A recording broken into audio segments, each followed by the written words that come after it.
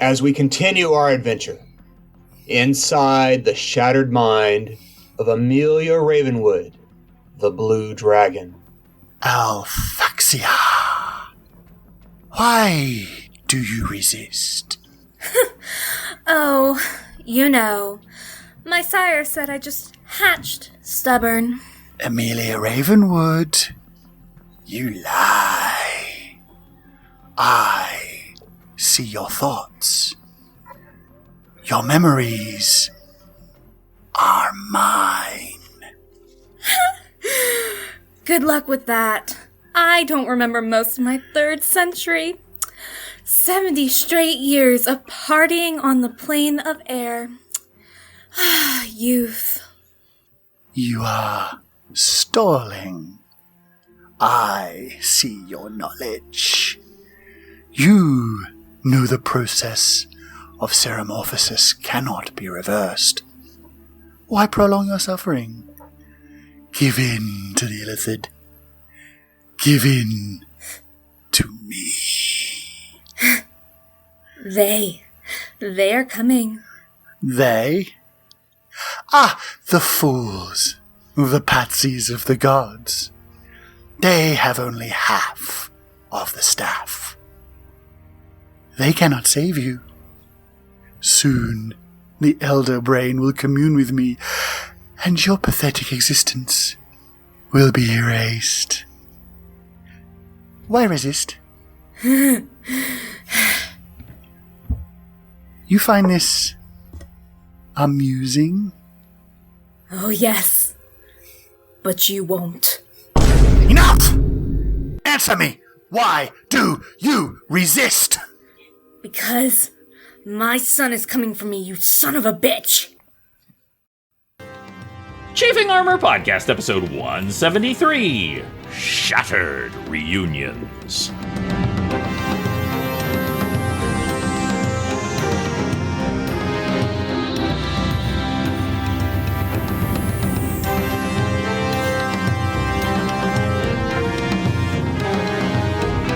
Welcome back to the Chafing Armor Podcast. I'm your host and lovable Dungeon Master, Michael Corley, and with me tonight is Lee. Lee, you are not playing a illithid, as far as I know. Who are you playing tonight?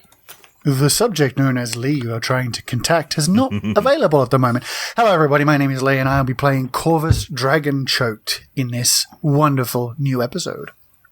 Yes, wonderful, and welcome to all. And also, speaking of all, is Dare. Dare, tell us who you will be playing. Howdy, y'all. I am Dare, and I'm playing Tix Birchmanson, the Paladin Gnome of Garl Glittergold. Mighty indeed. And also with us tonight is Izzy. Izzy, tell us who you will be playing. Hey everyone, my name is Izzy, and I am playing Marezi Mugra, half-orc barbarian, and also level, I think, 1 ranger. You got your bow. Pew pew. And also with us tonight is James. James, tell us who you will be playing. Oh, that's me. Hi, I'm James, and I'm playing Penton Shellis, a spell scale sorcerer. And last but certainly not least, doing an amazing reading of Penton's Mother Under Terrible Duress is Riley. Riley, tell us who you will be playing. Hi, I'm Riley, and I'm playing Athora Greyfield, a tiefling fighter.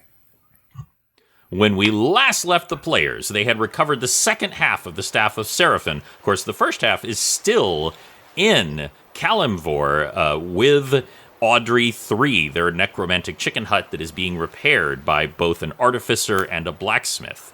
They are racing back home, not just to reach the second half of the Staff of Seraphim, but also because Penton's mother, an adult blue dragon, has been infected with an illithid and is becoming a mind flayer dragon. And they faced various travails on the way back, got a very valuable pearl and possibly some other things, including some skin. And that's when you heard, "Land ho!" And there was the sound of flapping wings. The first thing Penton would like to do is connect with Audrey and see what kind of situation she's in as we're approaching. Okay. You absolutely, there's a moment where, there's a it's almost like an interference, like the static tuning in, and then it comes in, and you hear, "Oh, land sakes, Penton, it is so good to see you. I bet you just smell wonderful right now." I'm gonna say probably. How are you doing, Audrey? I am feeling ever so much better. This Prognatty is just taking the very best care of me, and I sure do appreciate it. I'm doing ever so much better, and I sure looking forward to seeing all of you again. I hope that Sandalwood and everyone else is doing well. Yes, and Oily. Oily's a little different. You'll see in a bit. Are you able to travel? I do believe so. Now, here's a question. She can sense me, like my location, pretty much as well as I can sense hers, yeah? I've never said explicitly, but within a mile or so, Okay.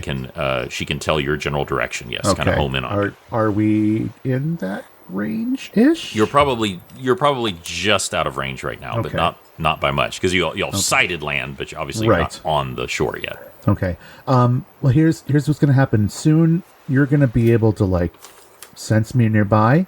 As soon as you do, I want you to start heading in our direction, if you can do that. Oh, you got it. Magical. Thank you, sweetheart. You bet. And y'all hear Captain Jackson is starting to call out orders to everyone and calling to attention, and you realize just how unusual the ship looks right now, because it is a recovered, sunken ship that has been magically augmented by the Selkies. The Selkies are behind you, and now they've redoubled their efforts and just casting cantrip after cantrip, causing both the water to push forward, displacing the water, and also manipulating the weather to fill the sails. And y'all are just for medieval times, y'all are booking it across the water as you hurtle towards land. You did catch just the slightest glimpse of what might have been a dragon-ish form as it dipped into the clouds, but you could not see anything else than that. Okay. Was it heading in our direction or just sort of flying about? It was definitely heading towards the city. All right. You hear lots of noises as y'all start to get closer. You hear possibly the sound of battle. If not battle, then the sound of the movement of armies. Not too many of y'all have been in pitched battle. I'm sorry. I take that back. I apologize. Many of you have been in a pitched battle. The OG characters were all in the original battle of Sunset and Sunrise, where the original staff of Seraphim was cracked asunder. So you recognize some of these sounds. Something is definitely going on in or outside of the city. You make your way closer. How do y'all want to get onto land? Obviously, the ship itself cannot just rock on up to the thing. Are y'all going to take a boats? Are you going to do something else? I just want to get a logistical feel. Wasn't there a dock? There is a dock. Yeah. Relatively major city? There is a long dock. Yes, where you can take the boat straight up to the long dock. Yes. It's not really designed for permanent, disembarking, but it's more for a boat to come up and then unload all of its stuff. So it's a trade dock. Yeah, trade dock, exactly. Let's see. What's everyone's mode of travel at this point? Rezi can swim real fast. Mm-hmm. Yes. Couple of us can fly. Mm-hmm. Tix is still land bound. Tix is small and could probably be carried by somebody. I know. Can you walk on water yet, Riley? No. Well, Are you up to that she point can't yet? walk on water. She can cast ice and walk on the ice. She's literally done that before, but Yeah. she can't true. indefinitely walk on water. I don't know. I guess it depends on how fast we want to get to land, whether we want to wait for the boat to dock or use our own recognizance. Do you think we might end up getting split up? We don't want to do that. Well, as long as, Necessarily. Split the party.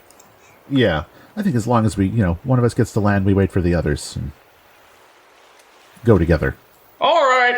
Marezi would like to jump off the ship and swim to shore. Okay. You hit the water and just boom, because you are able to swim, even wearing full armor, at the same speed that you can run, which is what? Let's see here.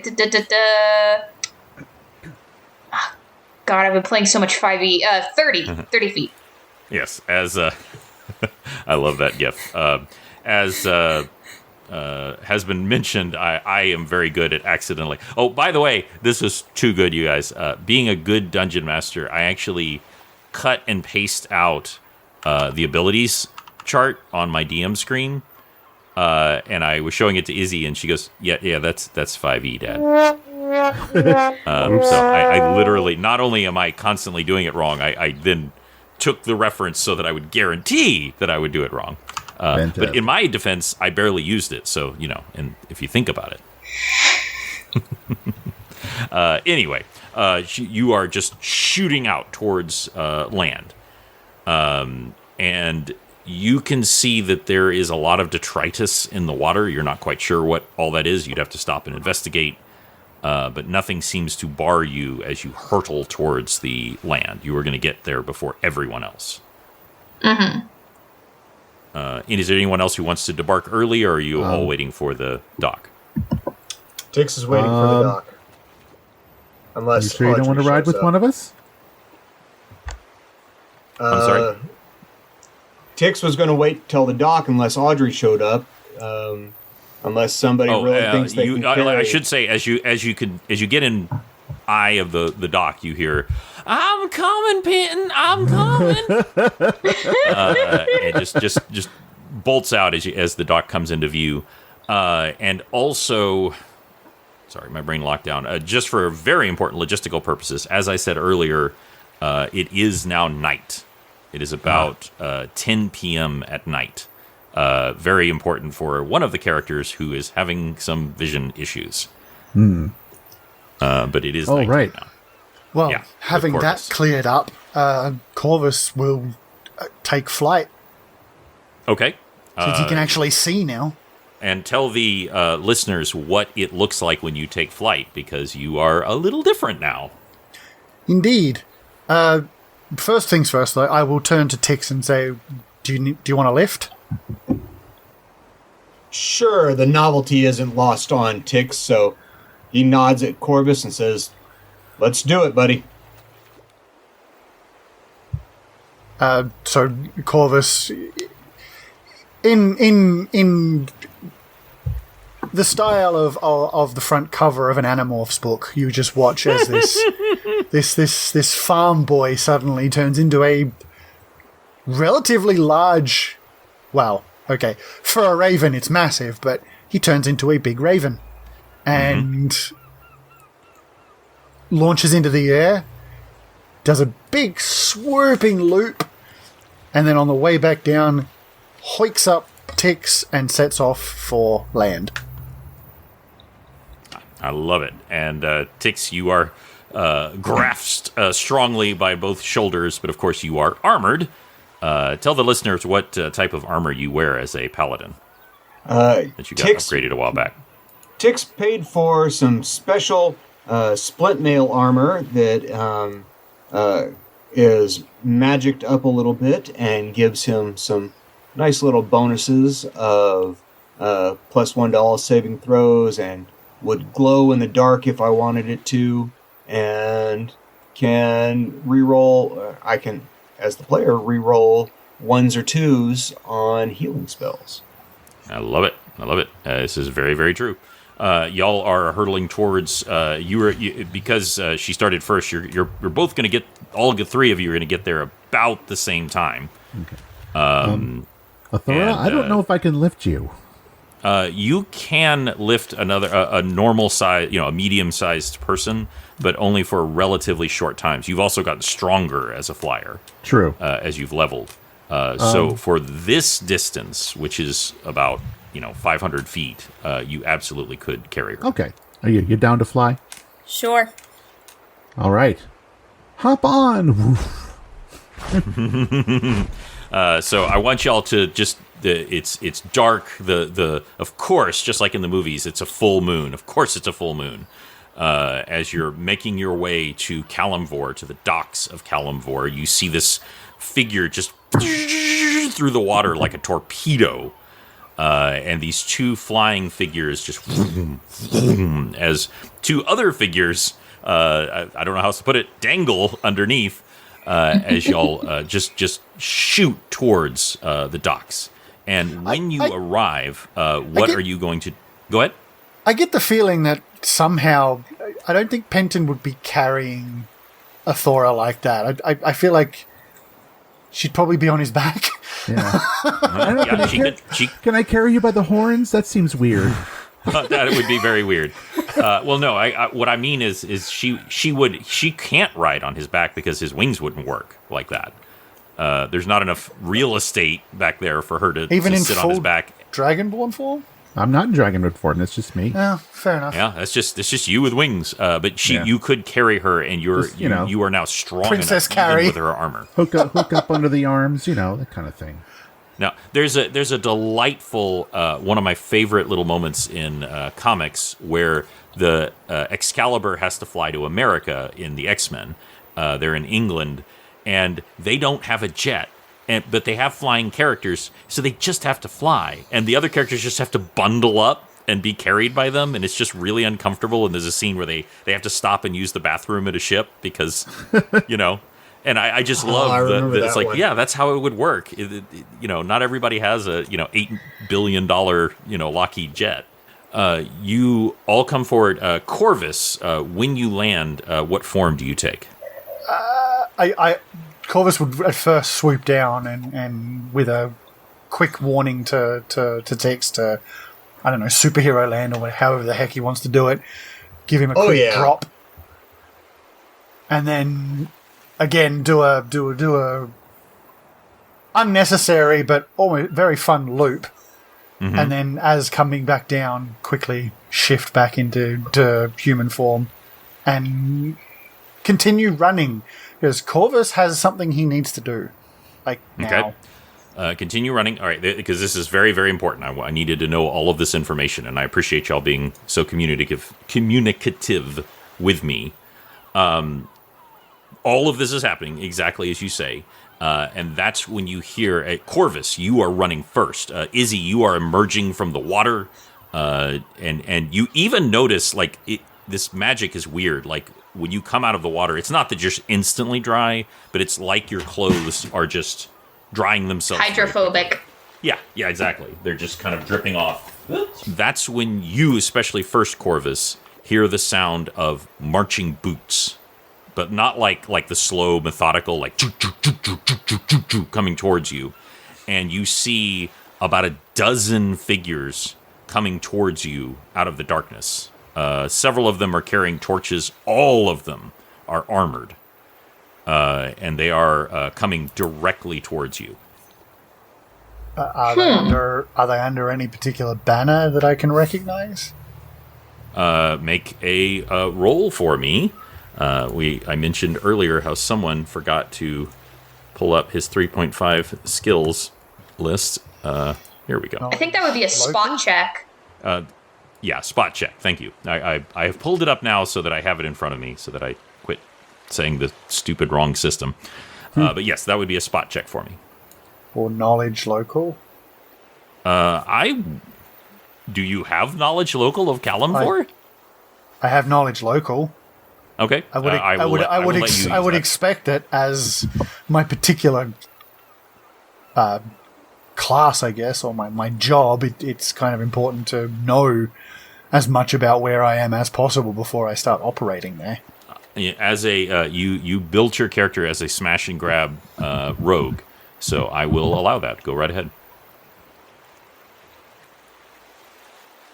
And just for the record, my spot is higher, so I'm choosing a lower skill class here.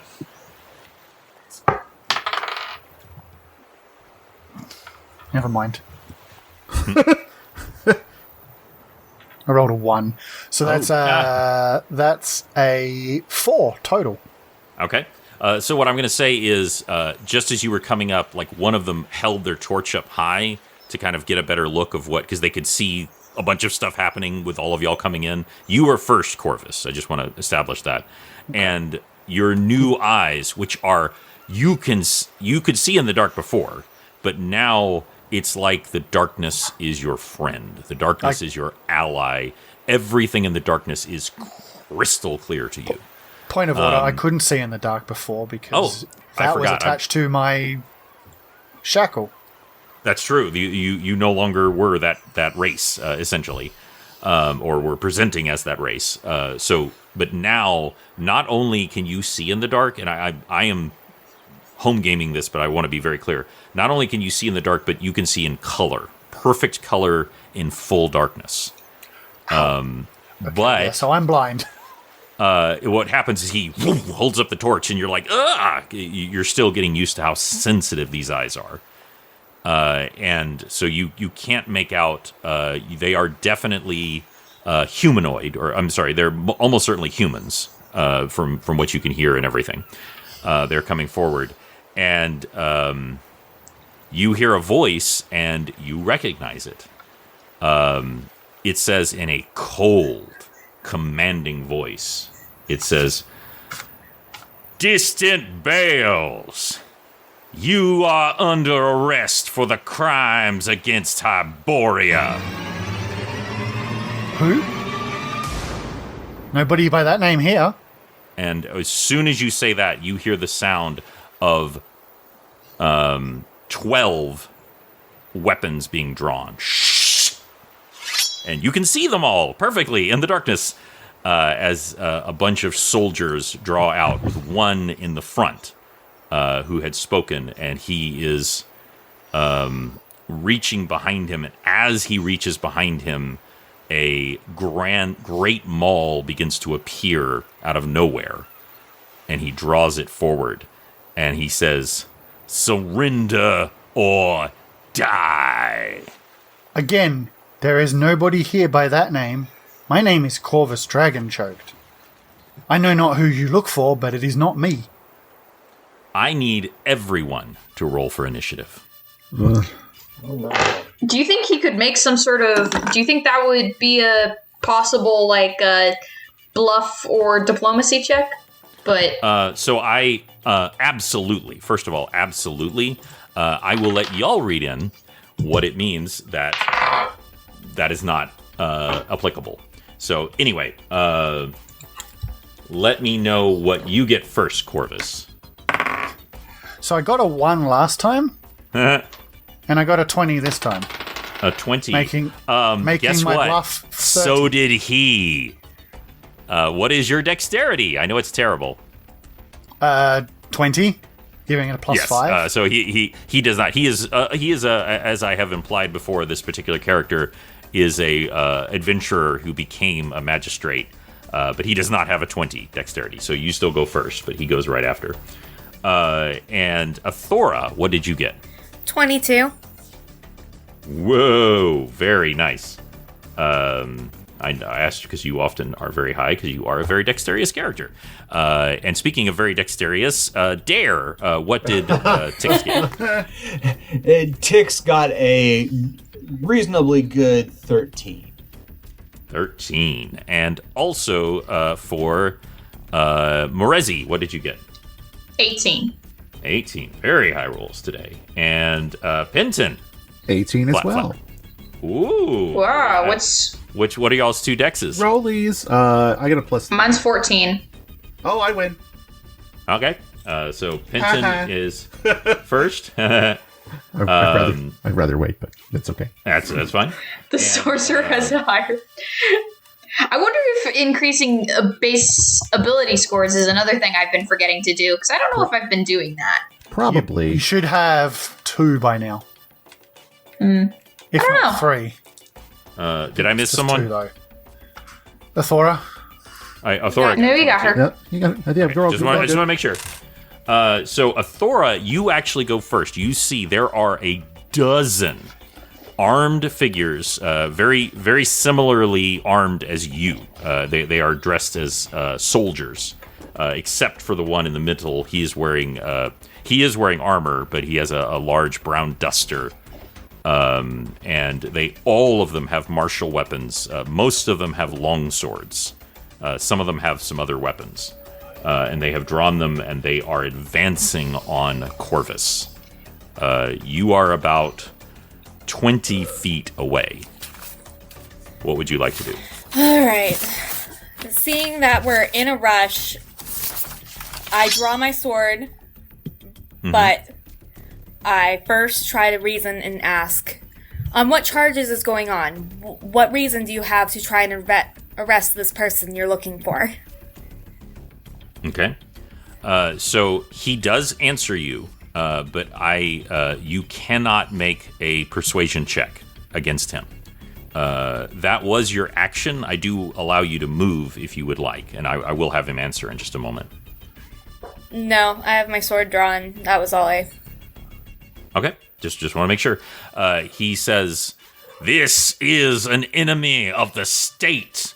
He is to be summarily gathered up, arraigned, and executed." And with that, his great maul comes around in a full whoom, and then he slaps it down on his other hand and then brings it into the full fighter stance. And y'all hear the chink of chainmail beneath his duster that he was definitely not wearing before. He had like simple leather on before.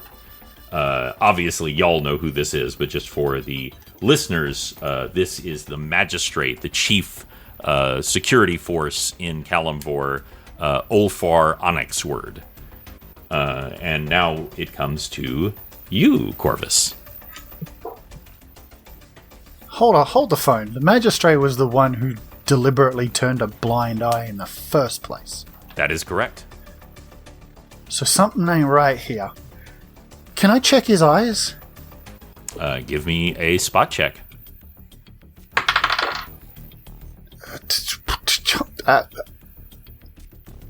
21. 21. You have, this is really a struggle as you're adjusting to this new set of eyes, these new peepers that you have. But as you squint away from the flickering torchlight nearby, he is not holding a torch, and that's the only reason you can see. You realize that you can make out just ridiculous detail about him. Do you remember that y'all have a vest, cloak that you can put on that will make someone undead, effectively? Right. Yes.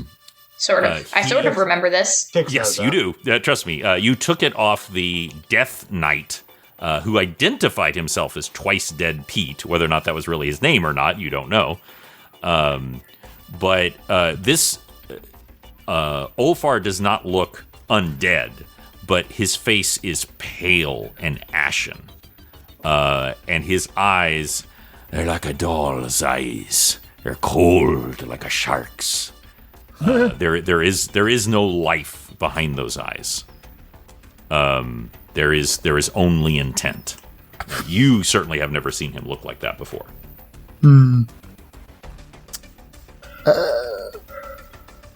Corvus shouts imposter. Okay. Sus. Shouts so to... he- No, Go ahead, Izzy, go please.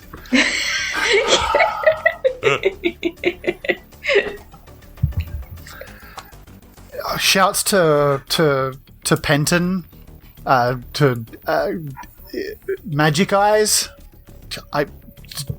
Something's wrong with him. And he attempts to bolt. Okay. So are you attempting to use... you are not in melee range with any of these people, so you can... you will not suffer an attack of opportunity. They may have an attack chance to fire upon you, but you don't get smacked just for fleeing. In what method are you going to try to flee, and are you going to use your entire movement? It's going to be my entire movement, and it's going to be flight. Okay. So you once again take on the form of a giant raven, and this is also very important. Where are you heading to? The nearest place of worship. Doesn't matter which one. I don't care where it is. I have something I need to do. Okay, I need you to make another local knowledge roll for me, please. Okay. I have some penance to take. Oh, cool. 22. Ah, perfect. Thankfully. So it's actually, as I said to all of you, you assisted this community with which is their Christmas, which is a ceremony of the perfect pearl, where a huge pearl is placed in the center of a fountain in the town square, and that is an offering to Isis for a blessing. So by far the largest and easily recognizable area of worship that's nearby is the Temple of Isis. And you know exactly where it is. And that's where I'll go. Okay. You never, you may have, stepped inside just to look, but you had not spent any great time there, but you know exactly where it is with your local knowledge roll. And that is your turn. It is now Olfar Onyxword's turn, and it is also the turn of his companions, shall we say. So if you have invisibility cast and you attack, what happens? It usually breaks. Right. The same is true for certain illusions. And so he and the others raise up, and several of them fire at you. As they do, the illusion around them fades. However, there is something very important as these bolts come flying at you. His does not. He looks exactly the same as he did before. He looks like Olfar Onyxword, and he looks like ashen-faced with cold, dead eyes. But now there is a evil sneer in his face as you look back as these bolts come flying towards you. So I have here a 12-sided dice. And what I would love... no, I'm going to roll it. Got my 12-sided dice here. I'm sorry. That was a 10. The question that I was answering was how many of these are going to fire upon you. So we're just gonna go through this. What is your armor class? 20. 20. And remember, in the house rules of D&D, of Chafing Armor, Defender wins. All right, here we go. I've only got 1, 2, 3, 4, 5. Haven't had a single one over 10. 6, 7, 8. Still not 1 over 10. 9, 10. The last one, I'll say that's from Olfar, strikes. Just barely strikes with a 21. Do I, being in flight, do I get a reflex? Since I knew this was coming, I did see them all fire. You did, but no. It's still just an attack at the end of the day. The difference is actually I want to be fair. I want to be fair because so I want you to say high. Tell me highs or low of whether or not this is Olfar who is striking you. Low. You win. This is just one of the other guys. By the way, their illusion ends. The other 11 are all undead. They are rotting corpses, and their eyes are glowing a baleful blue. Of course, our buddy. Oh God! And it rolled a 1, so you take 2 points of damage. Whoa. So everyone, I want you, Lee, you must describe to me what it looks like as you hurl through the air as a giant raven. 9 bolts go flying after you. One of them manages to bump wing you, and Hey-o. something else comes from Ulfar. It is a blast of magical energy of some kind, but it also misses. So what does that look like when you fly through the air? Corvus will be doing his best. He's still slightly not used to this. He's getting better. It is innate. It is starting to come back. But so he's doing lots of rolls. Do a barrel roll, and doing all kinds of dodging and avoiding. But one gets him in the butt, right in the butt, and he doesn't notice it. He will when he lands and returns, but at the moment, he just kind of adrenaline. But yeah, he's just ducking, dodging, dipping, and diving. The 4Ds of 360-degree combat, and you just see one of them just pink into where his butt will be when he returns to being a human. Okay. Now, remember that the homebrews that I have allowed for all of you work both ways. One of those ways is multiple attacks. So the undead creatures, they do have one attack. However, he does have more than one attack, and I have allowed y'all to use multiple spells. And so he is also going to use a secondary attack. He does something. Y'all aren't quite sure what it is.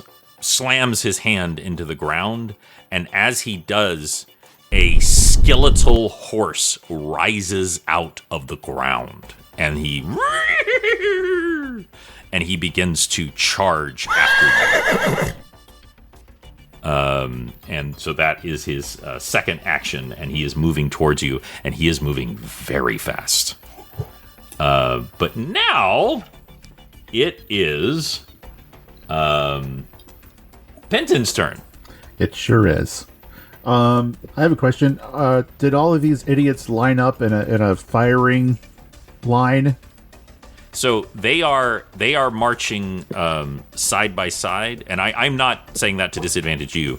Okay. So you absolutely could move where you would be able to target multiple people at once, but they are not like literally in a line. They were basically in a V formation. That is how I was imagining it in my head. So you can position yourself so that you could get, basically nearly half of them in a strike.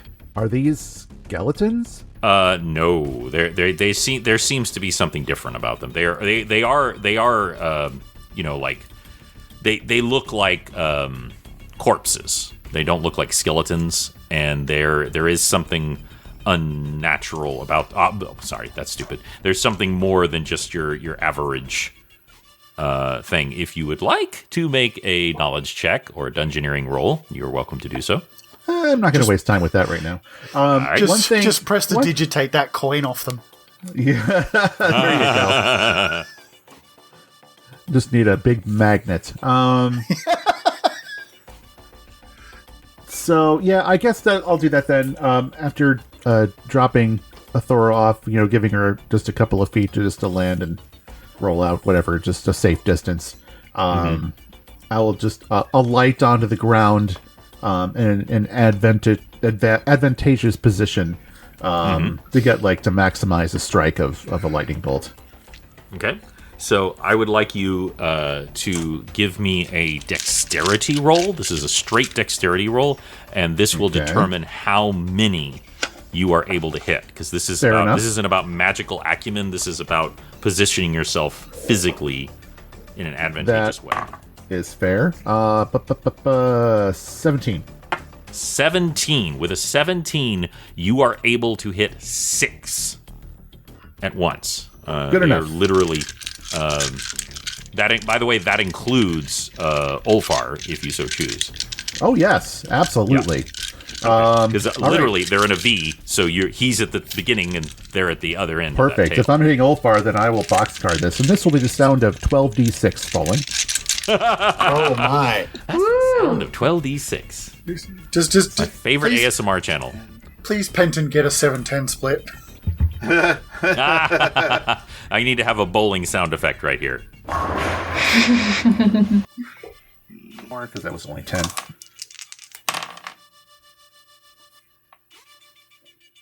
42 points of damage.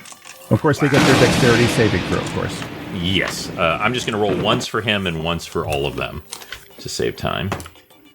He fails, Sweet. and they fail. One rolled a 5 and one rolled a 2. That'll so do they it. all take full damage as you land, and let's hear that, what it looks like when you land and fire this lightning bolt. Right, so I drop up there, and I just kind of swoop in like a little arc just to position myself right at kind of like an angle to Ulfar, and his horse now too, I guess, takes damage. That's if you want to true. roll That's separate true. for the horse. Yeah. And I just hold out my hand and yell at him. You don't look anything like Ulfar. Zap. And it just rockets through all of them. And here's the fun part. Those guys had 29 hit points. Oh, so they just explode. The other 5 that it could, as it goes through one after the other, like the energy at the end of Indiana Jones, just creates these massive jagged holes inside them, and they and fall to the ground, no longer moving. They were already undead. The remaining ones get peppered by bits of bone and Yep. get shotgun blasted. Bone shot. You are now down 5. As you would imagine, this Ulfar, either whatever he is a little tougher, so he is still standing. Yeah. But they are all gone. You've taken out 5 in a single shot. How's the horsey doing? The horsey is injured as well. He's but he's still standing. Yeah, he's still Okay. Like a clavicle comes flying off. That thank you. That will bring it to you, Merezi. Oh, by the way, bonus action light. Especially since Corvus took off, I don't have to worry about blinding him. It's true. You would have. Yeah, so the bonus action of light, so that'll be an extra D4 to whoever's in range. Which I that believe is 10 that feet, is which would probably everyone. be only. Well, I mean, if I'm like right by Corvus, I mean, I might get one of the other lead guys, but it'd probably just be not Corvus, Ulfar. Okay. Give me Just because give me of highs or, positioning. tell me highs or lows. Low. Low. So you get 3 with it. Okay. What is that damage? It's a whole D4, which is 2 points. 2 points of damage. But that's 2 more points to Ulfar. Or Damage whatever. is damage. Exactly, and 2 points to the 2 of the 5 remaining. And that will now bring it to you, Merezi. So we kill this guy, right? She's looking back to her friends. Oh yeah. Hi, I'm going to kill you now. Let's see. For my first attack with my halberd, let's see here. That's a 22, and then the second attack is a 30. That will definitely hit. So let's see here. So that's 2d10 plus 10.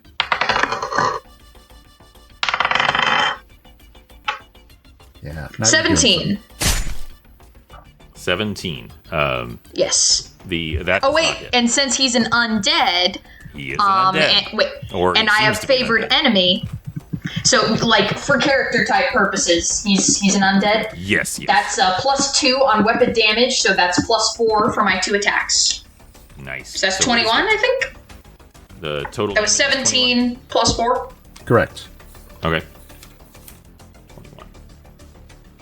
So he is now and that is my turn. 66 points of damage as you come forward and with your halberd. You can also feel certain creatures and certain undead have a damage resistance that allow them to, much the way you do, Marezi, allow them to ignore a certain amount of damage. But as you strike him, you also feel the whoom of your armband as it just cuts through him, and his damage resistance damage reduction does not help him. Ooh, wow. It's much higher than I thought it was. Then good I have this special little armor. Yeah. This special little armband. I actually need to take... I will say that the light damaged him no matter what because of the nature of that, but I actually need to take 15 points off. What's the descriptor on it? It is What's damage slash what? reduction. Okay. Undead body is tough, giving the creature a reduction of 15. 15 slash what? It's 15 slash plus 1. Okay. Because usually that's the thing that it's very confusing in 3.5. Oh, okay. That's the thing. I'm only looked this up because Penton has a little bit of damage reduction now, but it hasn't Okay, come into play yet. tell me. So it's slash whatever is what it's affected by. So that tells me that it's affected by magic weapons. So it would be a damage reduction to physical attacks if they were not magical weapons. Okay, yeah. So in other words, Morezi's halberd is I a will plus ignore one, that. isn't it? What's that? It's a +1. It's a +1 hybrid. Yeah, It is so a plus she one. gets And I full have the dope bracelet. Even without the halberd, the bracelet seems to damage anything that you can hit. Right. It seems to ignore any damage resistance. Yeah. So the point anyway, being, damage reduction to magic has its own descriptor. Gotcha. And I agree with you. I think that makes perfect sense. So since that damage was lightning, and it was magical lightning, that is full damage. So he still has 66 points of damage taken. As you just carve into him, Marezi. And that will bring it back around to a new round of combat. I'm going to make a quick roll. Hold on. You forgot. Oh, I forgot to take. short. I'm sorry. I put you further. I put you further down because I thought I was going to have everybody spread out, and then everybody rolled really high, so they're all bunched together at the top of my page. You're so down at the you're bottom. so Tix, low so, down yes, that you got Tix, forgotten. it's your turn, Tix. It's because he's short. You try to ignore him. That's All right. right, I so looked over. I literally looked over him. After Corvus drops him and he does his spectacular 3-point hero landing and sees all this stuff, he runs up to the front, in front of Athora, yells to Corvus, "Close your eyes," and stands there and invokes his armor, and his armor starts glowing this bright light, and he grabs the icon of Garl Glittergold, the gold nugget, in his hand, his gloved hand, and holds it out in front of him and casts Searing Light. Oh. Right in what is Ulthar's face. I just imagine this diminutive character running up and Ulfar looking down just in time to see this right in his face. So what is the resistance to that? Okay, so Searing Light is a single ray. There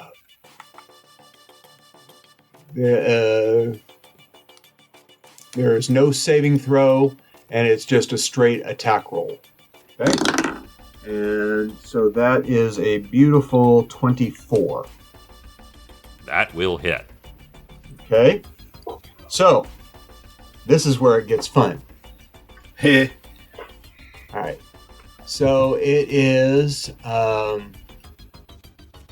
It's even better because he's on his horse. yeah. So it can, I stand there in front of him and just pointing up through the horse and at his face, and it will do 4. Let's see, 1, 2, 5d8 damage.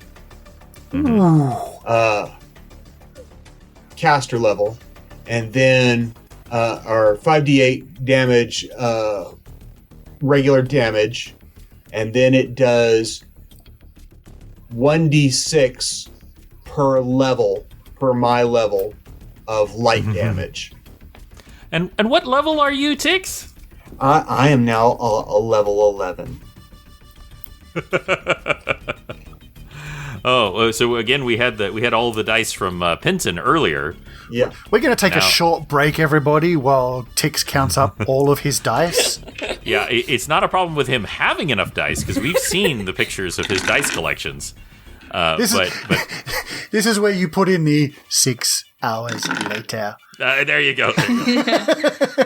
3 hours later. Okay, so the d8 damage is 22, Okay. and then the 11 d6 damage.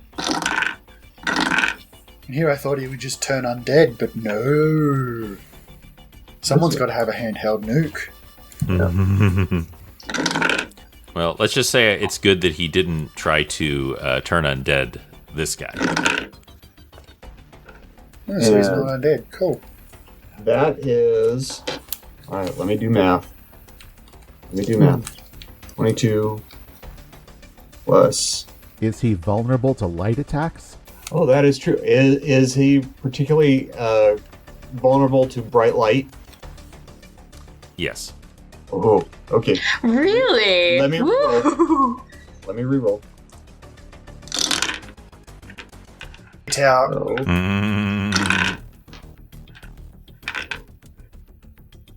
hold on. So what we've learned here is Tix is broken. well, y'all are all high level, and when you get to be high level, things happen. Silly stuff. Yeah, it's a 3rd level spell, but when you're level 11 and you add a d6 every time, And if he could cast it at a higher spell slot, it'd do even more. So that is 62 points of damage. Whew. If he's not dead, we need to leave. you have absolutely destroyed this creature. So what I want is you to describe to me, Tix, what it looks like when you strike him with this spell.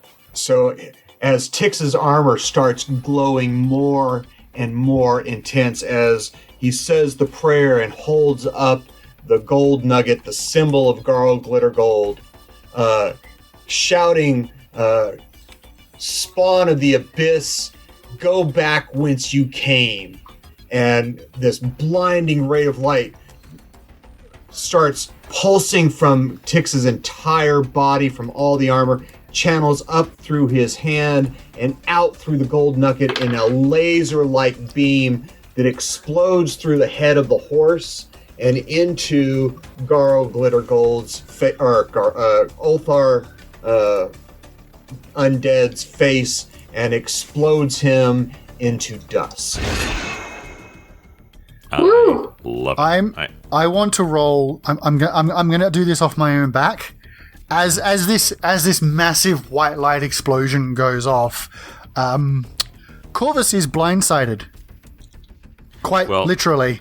I would like you crap. to actually make 2 rolls. Okay. I would like you to make a reflex saving throw, because this is how quickly you can turn away from this blast. Because obviously you were looking at what was happening while you were escaping. That's a 1. A 1. Okay. And then the other one is also very important. This is just a straight roll, and I want you to roll a 20-sided dice and let me know what you get. Well, remember, Tix did shout a warning. He did. It doesn't That's why. really matter, but that's another one. Did you actually roll a 1? Yep. Are you okay? I say this in the love of Christ. Are you shitting me? No, I'm not. I rolled a 1 first, and then I rolled another 1. Okay. Corvus. The first one was whether or not how badly you were blinded. So you were absolutely blinded. You are completely blinded, and you will remain blinded for only 2 rounds, but completely blind, like utterly cannot see anything. 12 seconds is a long time, especially when flying. It is. But the other thing that I was having you roll was simply a 1 in 20 chance of whether or not the blinding light hit you. Now, I will say, absolutely, this is going to do half damage. That is not me being kind. That's because it went through the other guy first. So it's like getting shot with a bullet that went through someone else first, you know. But you are going to take, I believe, 44 points of damage. Was it 88? No, it was 62. Oh, no, 62. You're right. So 31 points of damage. As you would have been able to dodge this, but it utterly blinded you, and you're actually trying to get out of the way of the beam as he warned you.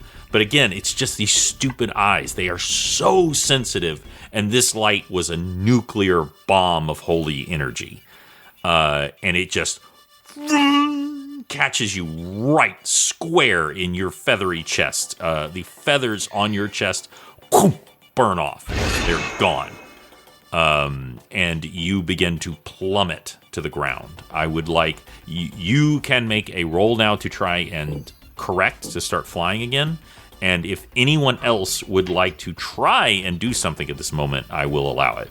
I think Morezi is just going to try and run in his direction. I don't know if there's any kind of roll I can make to try and, show that Morezi is trying to, get right up on, below him, catch him. This is absolutely dexterity, so you can either do a straight dexterity roll, or if you have athletics, this is like trying to, catch a pop fly where you slide on the ground and try to catch it. We don't have athletics in there I go 3.5. again. There I go again. Yep. Yeah, so in other words, this would be just straight dexterity roll. Using your dexterity. Damn, because I was hoping it could be something called athletics, because I think that's a strength or a constitution, which is... Anyways. That's a 13. 13. So with a 13, highs or lows? Let's say highs. You miss. It's just Cool. it's too far. Should have gone low. That's true. Well, they do randomly do high on the. This is just a percentage, but Corvus. I will roll to see if I can pull out of this tailspin. Yep. So this is a reflex saving throw, and you are making it at disadvantage because you are blinded, and you just took 31 points of damage. Okay, so the first roll was a 2. Uh-huh. The second roll was a 4. So it's a 2. That's a 2. All right. Now, the good news is you only had a chance to get 20 feet up in the air. So you're going to take... there's a 6. And there's a 2, at least. So you take 8 additional points of damage. There's a total of 39 points of damage as you crack into the ground. Fortunately, this is hard-packed earth here, as opposed to the cobblestones just a little further up. Still not great, but better than cobblestones. And y'all's companion just smacks into the ground. Now, Tix, you know that this is not, quote-unquote, your fault. This is not something of... This was not negligent on your part. You called out to him. It was just terrible, terrible luck. It required him to make 2-1 rolls. So if anyone wants to calculate the odds on that, it's very small. It's tiny. But these are my dice, remember? Yes, exactly. Trust me, I'm familiar with similar dice. So he, you even being the adventurer you are, Tix, while of course I'm sure you feel horrible, you realize that this was just like a stray bullet kind of situation. So what would y'all like to do now? Tix. Oh, I apologize. No, I'm sorry. There's still 5 left. Oh, are there? There's still 5 undead left. I'm skipping it because you did such an amazing job putting the smackdown on him. But there's still 5 left. It is Athora's turn. Let's just go stab him and stuff. So Okay. Two of them have 2 points of damage. You may want to use a club or something. Oh, okay. Hold on. Before we go any farther, All right. Tix gets his second attack. Oh, I forgot. Yep. Go for it. I have allowed it. Yeah. With magic. And actually, I get 2 more attacks. But so Tix goes up, and all right. So this is your call. Do I get to do turn undead? Yes, I will allow you to do turn undead. By the way, guys, I still even with my stupid home rules, you can only do 2 spells per round, and I shouldn't allow that, but I did. Okay, so well, no, then we don't. Is Athora within striking range of any of the undead? Yeah. Is she in melee with any of them? She actually is not. She's not. Okay. No. Then because I will, she held her action, or decided not to attack. I will hold my action until Athora makes her attack. Okay. Well, given you were the last one of the round, you both have to go now. Oh, that's true. Unfortunately, he is right. Yeah. Oh, all right. This is the end of the round. Then Tix So will. Athora should go first, and then you. Do I have any movement left? You have a very small amount of movement, but you are also like standing right next to them, so it's not. Okay. But if you move away from them, some of them will get attack of opportunity against you. Okay. All right. Then he will do. He'll use his bonus action to unsling Destiny Seeker and do 1 strike against the nearest undead. All right. And that is a 21. Okay, that hits. Okay. Reminder that skeletons take half damage from piercing and slashing. Well, again, these are not skeletons. Didn't you say they were skeletons? I said they were undead. I said they were not skeletal. skeletons. They're Okay. They're skeletal. They're corpses. They look like corpses. All right, never mind. I heard skeleton, not skeletal. All good. Yeah. I appreciate you reminding me of these things. That is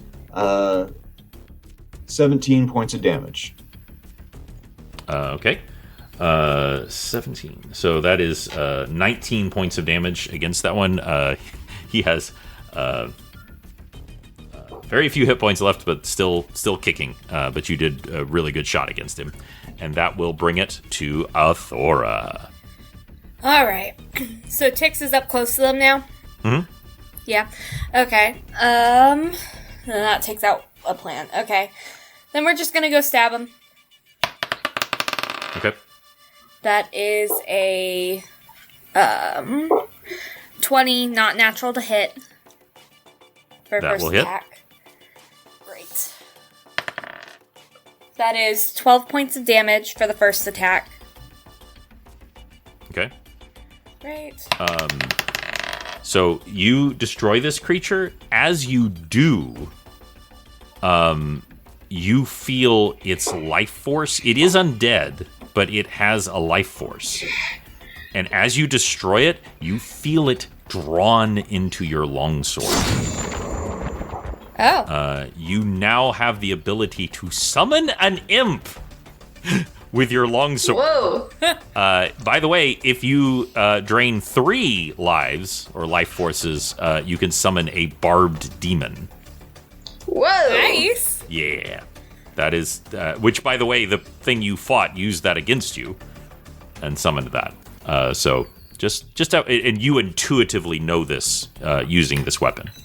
Okay. So just an FYI, and that is now a charge that you can use at any time. You can summon an imp to fight for you. Someone been playing Skyrim? Does Athora have a soul gem? I mean, kinda. Alright. For the next attack, that is 26 to hit. That will hit. That is 15 points of damage. Okay, so that has done 17 points of damage total to that creature. And so it is very badly injured, but still kicking. All right. You have one more attack, don't you? Yep. That is a 24 to hit. That will hit. You're going to destroy it no matter what, but let's hear the damage. That is a 10 points of damage. 10 points of damage. So this thing looks like an emaciated corpse, but even still, y'all literally can see like this as the life force is drawn out of it and into her sword. And like as if you had a heads-up display, you can see like a bing of a second one. You can now summon 2 imps, or if you get one more, you can summon a barbed devil. And that will actually bring it to Horvis. You are completely blinded for 2 rounds, and you are on the ground in the form of a raven with a large portion of your feathers blown off your chest. Yeah, I think I would have gone back to my human form at this point, having had that's the wind entirely up to you. completely I'll allow knocked it. out of me. So what little chest hair I had as a human is now gone. Thanks, Tex. It'll grow back. Yeah, all of it, not just a spot in the middle.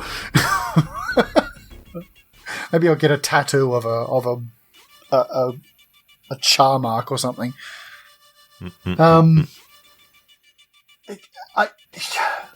Do I still know which direction the Shrine of Isis is? I am going to say yes. Then I'm going to crawl towards it. Okay. You have half your movement speed currently. I'll be trying to stand up, but like, Sure. my eyes hurt quite a lot. I have kind of a headache at this point. So yeah, it'll be a stagger sort of crawl, you know, like a superhero would do after getting the shit beaten out of him. They're just trying to move away. They just keep stumbling and staggering and falling to their knees, and yeah, and that's basically all I can do. As you crawl, your armor takes the form that you imagine. I want to know, this is just me, what form is your armor currently?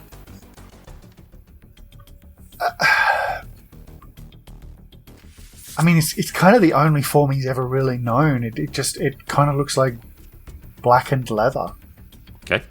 Just kind of to try and you know, or darkened leather, not blackened, but you know, just kind of enough to, you know, not catch light, so it can't be seen in the dark. Because he is a thief after all, or was a thief. No, I love it. As you crawl your way forward, and He also bring it. go ahead. He's also kind of like sort of sobbing, crying under his breath, like apologizing to the Raven Queen, like just really like pathetically, like I'm sorry, I'm sorry, Okay. I made a mistake. So, I don't want to. We're going to stop this episode in just a second, but as your DM says, I was waiting for this. As you, Oh, okay. as you call out to the Raven Queen, you remember when everything slowed down, and a certain chicken hut was about to crush your skull as you were trying to defend Ineskia, as you were still trying to find out what was going on. You still didn't know these people or trust these people. Everything slowed down, and in this moment, as you're crawling towards the temple of Isis, instead of Isis, you see the Raven Queen. And she comes walking towards you. And she holds out with one hand And for a second, you think she's come to, like, pick you up. That's the gesture you interpret at first. Wait, I can see this? Yeah, you can see it perfectly. You're blind, but she's a god. The rules do not apply to her. Okay. And she says, I'm going to need that back. And she gestures at the braided beads that Osokai had given you. Corvus, with quivering, shaking hands, unties it from his hairline.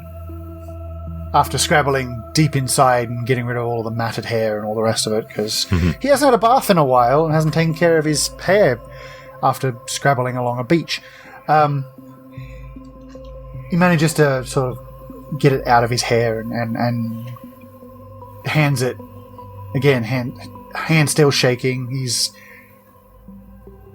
It just kind of lifts his hand up with it sitting in his palm. Just anything. Okay.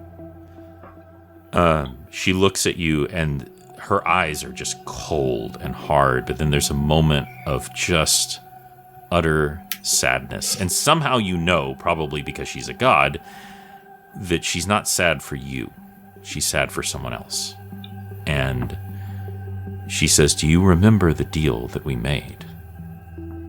If you took my deal, Osokai's fate would be your fate.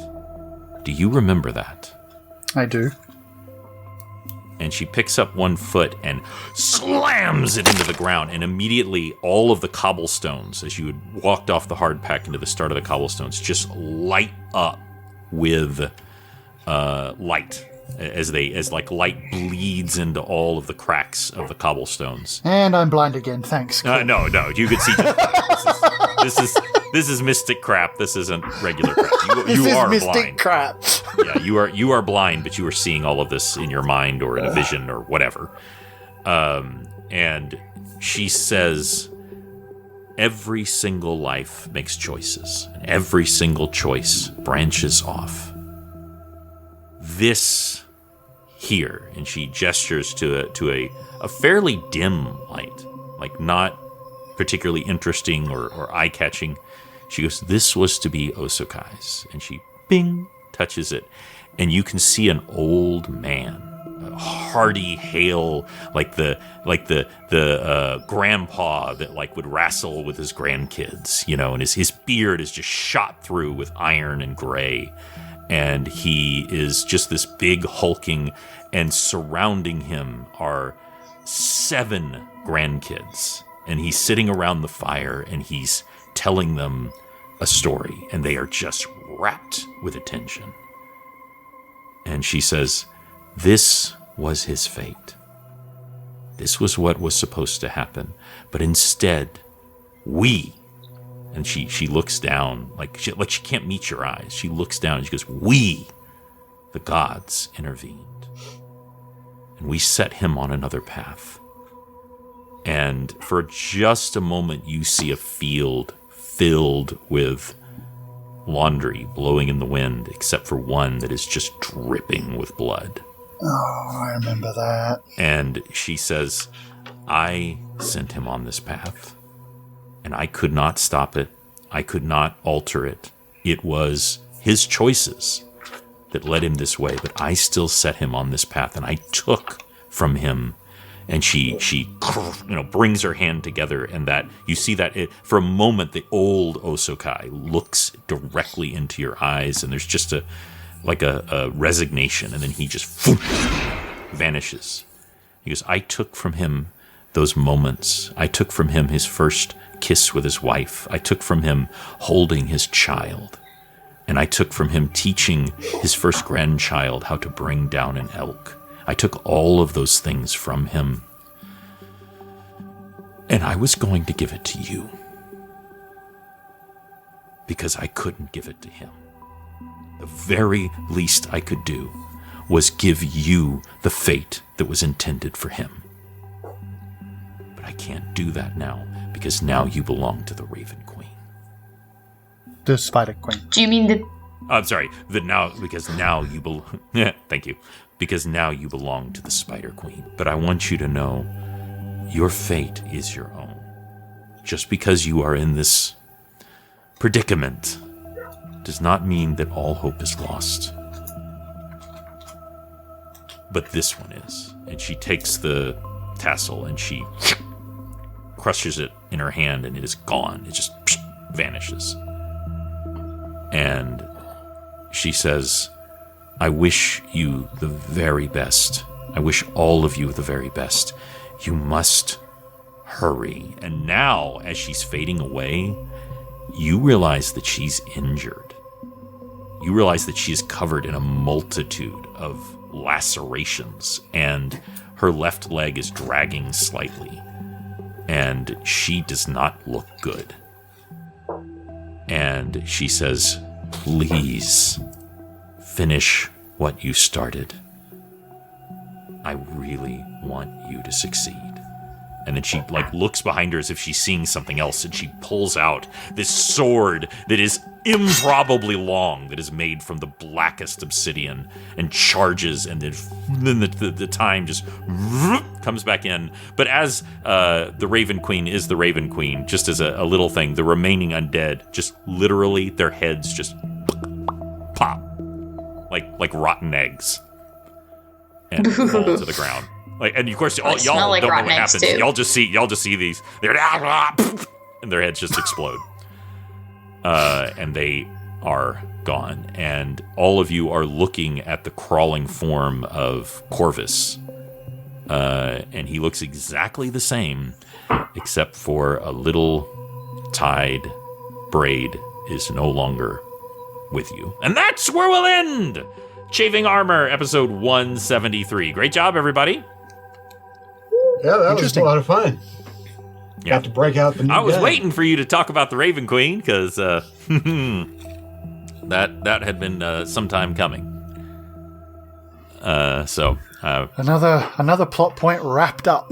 There you go. We're wrapping up a lot of plot points, because we are getting towards the end of the first season of Chafing Armor. And to all of our listeners out there, we are so grateful to all of you who have stayed with us. I've gotten these wonderful messages from people on different social medias going like, oh, I'm working my way through. I'm loving it.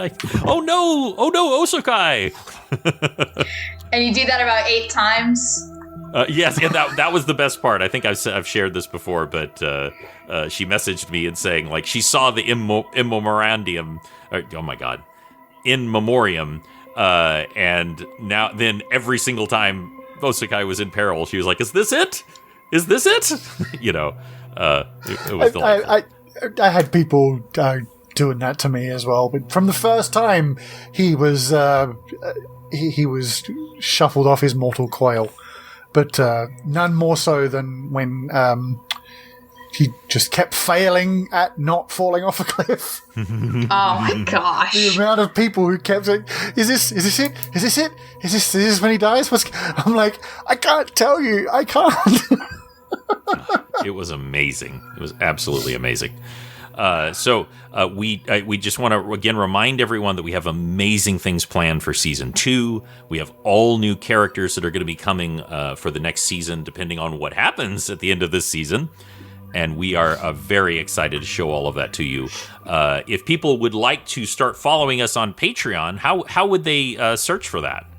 You go to patreon.com/Chafing Armor and sign up there. We have several tiers that we're working on, and we'd love for you to support us as we give you this great content each week, or each 2 weeks, of adventures without end.